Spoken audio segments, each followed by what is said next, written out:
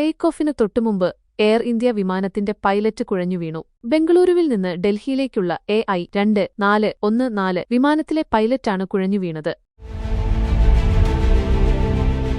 കഴിഞ്ഞ വെള്ളിയാഴ്ച പുലർച്ചെയായിരുന്നു സംഭവം. തങ്ങളുടെ ഒരു പൈലറ്റിന് ദേഹാസ്വാസ്ഥ്യമുണ്ടായതായി എയർ ഇന്ത്യ സ്ഥിരീകരിച്ചു.